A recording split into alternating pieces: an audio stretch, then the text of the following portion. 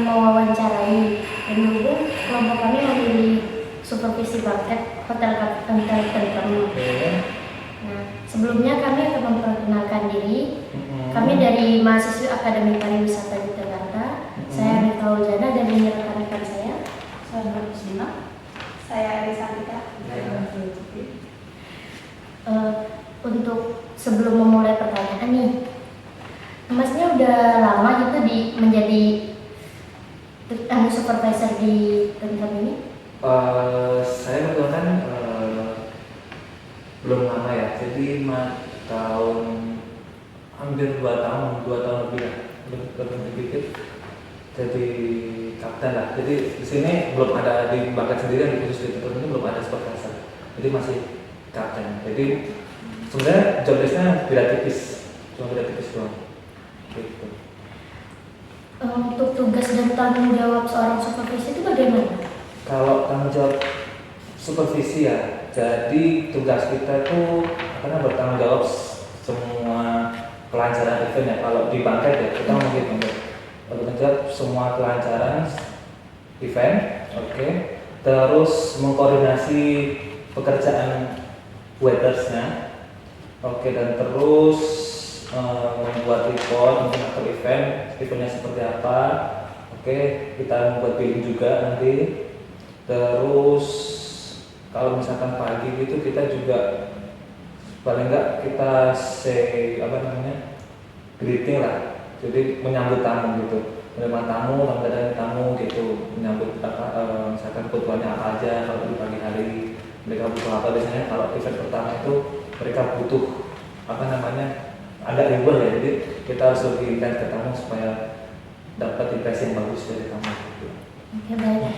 Untuk mencapai tujuan dari tanggung jawab dan tugasnya itu bagaimana? Apa yang Mas lakukan? Kalau biasanya ya, kalau saya sendiri kalau misalkan saya kan sering shift sore nih. Iya. Shift sore, jadi setiap shift sore berlangsung, saya lebih datang lebih awal. Saya lihat BO-nya, balik BO, tahu kan, balik order.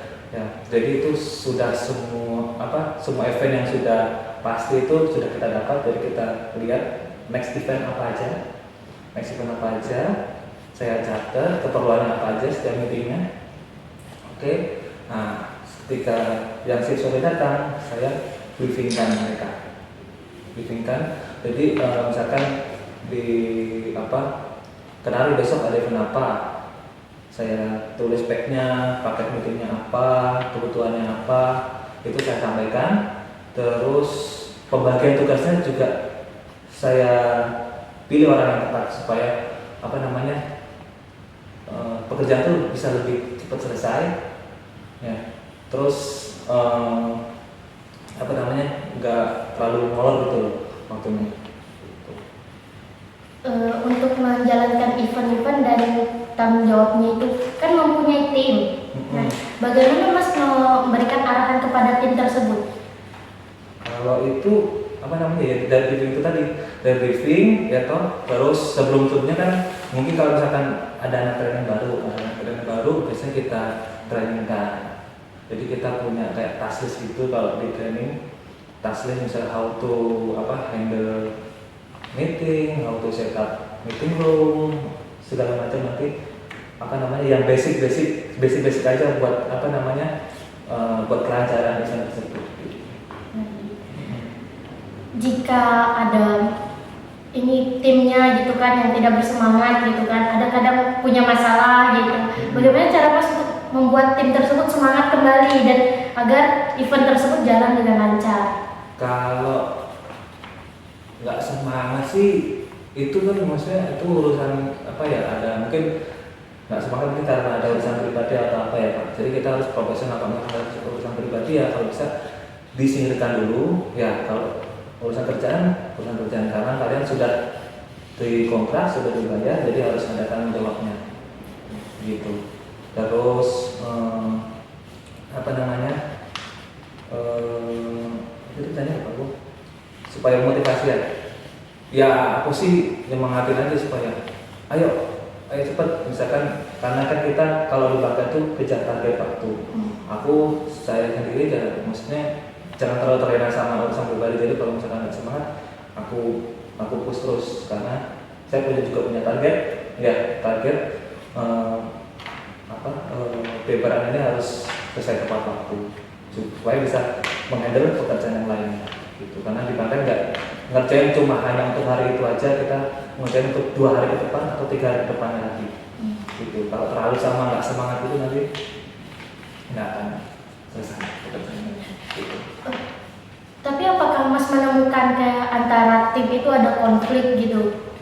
Sebenarnya kalau konflik jarang ya, cuma saya tuh karena saya sering dalam kerja di hospitality ya, orang lagi moodnya nggak enak, lagi sakit, itu saya juga kelihatan dari mukanya, gestur tubuh, jadi kita harus bisa memahami bahasa tubuh juga. Jadi misalkan nggak semangat gitu, mungkin misalkan lagi sakit gitu, nanti mungkin pekerjaannya saya alihkan yang agak lebih ringan gitu. Jadi supaya berimbang lah gitu, supaya balance nanti yang mungkin karena dipanggil kerjaan berat dan mungkin agak sakit dan teman-teman tapi dan ke belakang gitu. Kan belum menemukan konflik. Nah, kalau seandainya ada konflik gitu Konflik apa nih? antara tim gitu. Antara tim. Iya, itu gimana cara ngatasinnya? Kalau tim sering ya. Jadi aku sih lebih lebih merendah. Jadi jangan sampai berlarut. Jadi aku lebih lebih merendah, terus lebih merangkul dia supaya bisa berkomunikasi dengan baik sama aku gitu. Berarti tidak kayak kita saling membantu gitu Mas ya, saling kayak nggak bisa. Apa gimana ya? Kita saling membantu, misalnya konflik dari pekerjaan itu biasa banget. Sering beda pendapat. Saya misalkan sama Mas Budi sering beda pendapat ya. Saya sering menghargai Mas Budi karena Mas Budi di atas saya. Gitu. Saya lebih yang terambil misalkan Mas Dilas sama Mas Budi, yang terambil tetap Mas Budi karena Mas Budi lebih tinggi dari Mas Dilas. Gitu. Perbedaan pendapat itu pasti jelas. Misalkan saya Mas Eko berbeda pendapat, mau nggak mau ya aku bilang misalkan aku bilang yang ini menurut saya benar, mau nggak mau Eko harus menurut saya gitu. Kecuali mungkin kalau saya berpikiran harusnya gini ya Mas Eko bilang harusnya cekatin aja supaya nggak ini gitu. Ya udah deh, aku mikir lagi nih supaya kan demi kelancaran juga dia bilang seperti itu. Udah aku pertama follow you gitu. Supaya nggak nggak terjadi konflik terus perjalanan semakin molor gitu. Bapak, untuk pertanyaan selanjutnya, bagaimana peran Bapak untuk membantu tim menuju karir yang lebih tinggi? Salah satunya ya mendevelop juga, jadi karena mentrainingkan gitu. Jadi saya ngasih jam terbang. Jam terbang maksudnya untuk menghandle tamu gitu. Jadi mungkin dari anak-anak yang saya berpotensi misalkan ini bagus mungkin lebih sering supaya bisa lebih sering ketemu tamu, kita arahkan ke shift pagi ya, jadi dia bisa berinteraksi sama tamu. Kuncinya itu sih, interaksi sama tamu gitu, supaya menjalin relasi yang bagus juga. Jadi kalau misalkan sering komunikasi sama tamu, handle komunikasi sama tamu, itu pasti dia punya jam terbang tinggi dan lebih lebih luas gitu, lebih luas kalau berkomunikasi sama tamu gitu. Jadi misalkan dia udah katanya di sini nih, nanti misalkan itu dia mau cari tempat kerja yang lain, ya kita lepas. Kita nggak akan menahan mereka. Gitu. Contoh-contoh misalkan casual di sini, tren di sini, ada juga yang bisa jadi staff. Ya, contohnya ada juga anak tempatku jadi staff juga bisa. Karena casual udah lama tren di sini, terus casual di sini udah lama, dia mungkin bosan atau apa, cari tempat lain. Kalau supaya karirnya tuh lebih cepat naik daripada kamu stay di sini gitu. Mungkin cari hotel lain dia akan berkembang gitu. Jadi tetap berperan untuk membantu ya. Tetap membantu, mungkin cari channel terus yang penting mendevelop mereka sih di sini gitu. Jadi kebanyakan orang-orang yang dari sini cari tempat misalnya cari tempat kerja di hotel-hotel kecil di bawahnya 4-3 itu atau bidang 4 sama 3 lebih gampang. Jadi di sini orangnya lebih apa ya? Kalau menurut saya lebih aware. Kita fokus mereka itu cuma lebih aware. Lalu bagaimana cara agar tim sama manajemen itu berjalan dengan sinkron juga? Nah, intinya komunikasi. Oh. Komunikasi itu bagus ya. Antara manajemen departemen apa teman-teman? Manajemen yang departemen. Oh, departemen atau departemen ya, atau departemen. Kita lebih seringnya ke departemen. Ya. Antar departemen itu intinya komunikasi. Karena di Barat itu departemennya banyak, departemen di hotel itu departemennya ada banyak banget ya. Ini mereka saling sinkron. Kayak BO itu kan BO didistribusikan ke semua departemen dari housekeeping, F&B, terus apalagi FO, apalagi accounting, sales. Ya mereka semua tahu. Jadi setiap BO itu mereka harusnya punya itu. Jadi ada kebutuhan apa mereka harus harus tahu. Ya karena kalau di bank sendiri kan ada BO, ada detail-detail seperti ada data present, kebutuhannya apa aja, kebutuhannya apa aja, FO kebutuhan apa aja, sudah tertulis di sana. Jadi semua kebutuhan event, misalkan semua kebutuhan event itu harusnya mereka sudah tahu gitu. Jadi komunikasi yang baik itu akan menjadi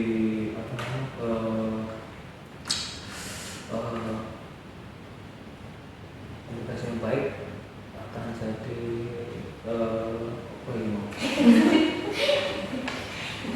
melancarkan event tersebut gitu.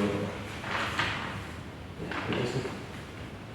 Komunikasi kan penting ya Pak ya. Terus caranya berkomunikasi pada mereka menyatukan beberapa kepala menjadi satu kan tidak mudah Pak ya. Dengan meeting atau apa? Mau yang apa nih? Di internal atau seluruh departemen? Seluruh departemen. Biasanya ya kita setiap minggu itu kita ada meeting. Jadi sebelum meeting minggu depan itu berlangsung, kita meeting dulu. Semua departemen itu ngumpul. Ya, ngumpul. Nanti sales membacakan eventnya apa aja. Ya, kebutuhannya apa aja nanti disampaikan di situ. Jadi supaya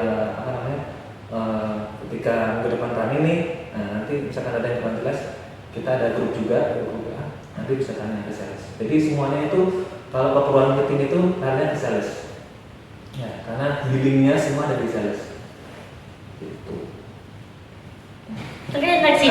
Itu yang aku ingin maksudnya biar cepet kelar, ya toh. Soalnya kan orangnya banyak nih. Kalau orang banyak, kalau nggak manfaatin dengan bener-bener, ya nggak selesai kerjaannya.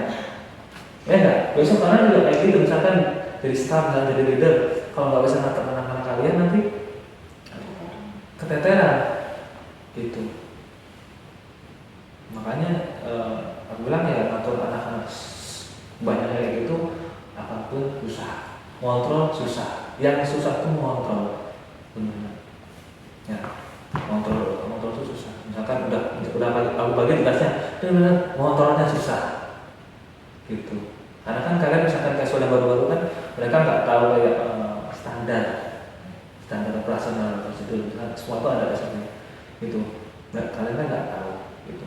Jadi makanya yang kontrol itu susah. Makanya butuh staff banyak. Staffnya di sini berapa? Cuma Mas Iko, Oki, Randy, cuma 3 staffnya. Ya, gimana caranya kontrol? Kalau misalkan wedding, itu misalkan Mas Dila, aku, Eko misalkan, kan yang kontrol otomatis kan aku sama Eko. Kontrol 2 orang segitu banyaknya casual, berapa? 90 casual. Gimana caranya? Kamu bisa? Bisa, bayangin. Kamu bolak-balik cerewet, supaya apa? Supaya apa namanya? Nggak terjadi breakage. Tahu breakage? Breakage tahu nggak? Breakage itu rusak-rusakan, pecah, barang-barang pecah. Karena barang-barang pecah itu pasti akan itu masuk inventory, gitu. Kita meminimalisir namanya inventory. Apa? Breakage. Jangan sampai anak-anak kecil ini bikin breakage. Jangan sampai anak-anak ini bikin kerusakan. Kayak misalnya kalau table ditendang, biar pecah, rusak. Nanti akan ada perbaikan juga butuh biaya. Gitu. Makanya sebenarnya kontrol itu susah. Ya, mendevelop orang-orang itu yang bikin mereka tahu gitu. Makanya ada training itu supaya mereka tahu. Karena reso-reso yang reguler yang sering di sini sesekali ya saya trainingkan. Caranya sekitar ini seperti apa, caranya mulai seperti apa. Mulai kan juga ada itunya. Pakai lap yang mana. Setiap kota kan punya standarnya masing-masing. Pakai lap apa buat killing, pakai lap apa buat gelas, pakai lap apa buat cutter base. Gitu. Mereka semua ada standarnya masing-masing. Jadi kan ya berat. Ya, apalagi yang profesor, jadi profesor kapten itu terjun langsung ke bawahnya. Jadi terjun langsung ke bawahnya misalnya dalam artian staff, terus ke training, S1. Ya, jadi bertanggung jawab atas bawahnya itu. Nah, jangan sampai mereka melakukan kesalahan. Itu kalau mereka melakukan kesalahan, salahnya siapa? Salahnya saya. Ya, makanya jangan sampai salah. Gitu. Ya, kalau ada komplain dari bawahnya pasti kan larinya kemana? Pak, itu kamu itu komplain. Iya. Ya udah ya maju ya, nggak mau. Saya kalau saya nggak ketemu, kalau saya nggak bisa ngasih solusi, ya atasan saya, Mas Dila nggak ketemu lagi solusinya, ada Mas Budi. Gitu. Makanya jangan sampai ada komplain, zero komplain pokoknya. Ya zero komplain, zero breakage ya itu pokoknya. Setiap harinya, ya setiap harinya zero breakage, zero komplain, jangan sampai ada komplain. Sebisa mungkin kalau komplain cuma di area bangket aja. Kalau khusus bisa di bangket aja, misalkan kurang apa-apa, bisa ya offering apalah supaya mereka bisa reda komplain. Yang apa namanya, yang bikin mereka nggak remeh-remeh juga. Jangan sampai meledak sampai mana-mana. Jadi kita ngasih impresi juga, kata misalnya komplain kita dengarkan.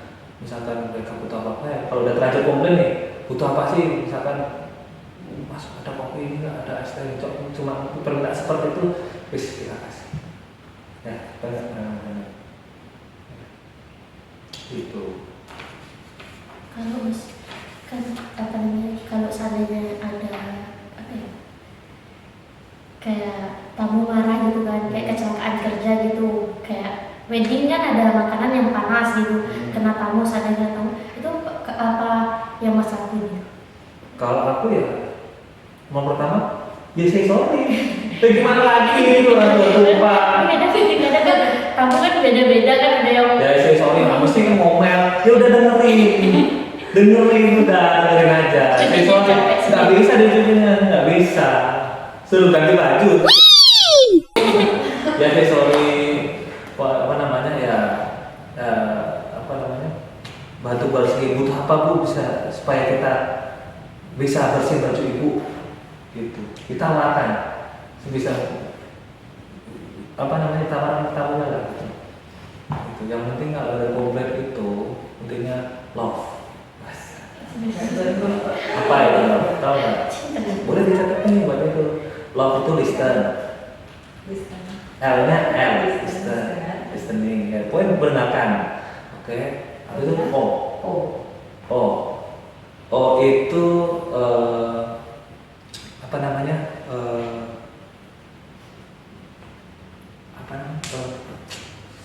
Di konten dicari apa namanya, V-nya itu verifikasi, jadi oh nyata aku lupa ya. Artinya jangan satunya. Hah? Oh, artinya oh. Oh itu gue dengerin ya toh, terus O-nya itu, V-nya itu diverifikasi, ya istilahnya apa, E-nya itu execute. Execute itu caranya dari komplainnya seperti apa? Gitu. O-nya itu di apa ya? Aku lupa ya. Pokoknya didengerin ya toh, tamunya komplain itu didengerin, ya pokoknya itu jelas aja ya, pokoknya kita jelasin aja. L itu pokoknya bisa dengerin tamunya ngomong, ya lihat matanya. Kalau nggak boleh lihat matanya, lihat ininya. Loh beneran? Kalau nggak boleh lihat ininya. Nih, orang-orang kan sering takut lihat matanya kadang gini. Oh coba dulu ini lihat supaya apa rasa engage-nya tuh dapat dengerin dia ngomong ya loh, dengerin terus offering bisa dikasih apa namanya, dikasih saran misalkan mau dibikin seperti apa gitu, dengerin terus habis ibunya ngomong kita minta maaf ya, minta maaf ya, terus habis itu kita cari salahnya di mana, di verify itu. Jadi kita cari salah di mana. Oh misalkan gelas kotor mobil punya, terus ya mau ngomong kan kita harus ganti, kita execute diganti, itu udah apa namanya, udah jadi komplain gitu. Terus udah diganti gelas kotornya, kita maaf ya, tapi pas hari itu jadi kamu juga harus minta maaf gitu, jangan sampai apa namanya kalah lagi. Makanya harus detail dalam bekerja. Dan sampai gelas kotor itu ada bekas bibir misalkan, itu kan sering terjadi itu. Ada apa namanya, ada bekas bibir. Kalau di breakfast biasanya sering gitu. Wah cepet-cepet ngeles, kalau misalnya bekas bibir gitu. Oh bikin orang komplain kan, kalau di breakfast kan maksudnya itu